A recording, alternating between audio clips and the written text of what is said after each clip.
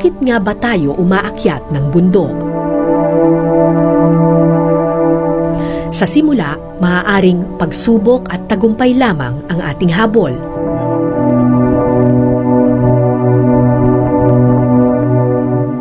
Pero oras na marating mo ang tuktok, maiisip mo, hindi sa iyo umiikot ang mundo.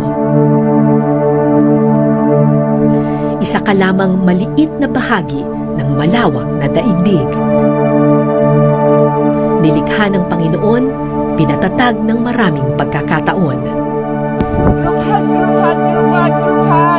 At tulad ng anumang pagsubok sa buhay, gaano man katayog ang iyong tagumpay, huwag kang magpakataas, bagkus magpakumbaba, dahil lahat tayo nakatapak pa rin sa lupa.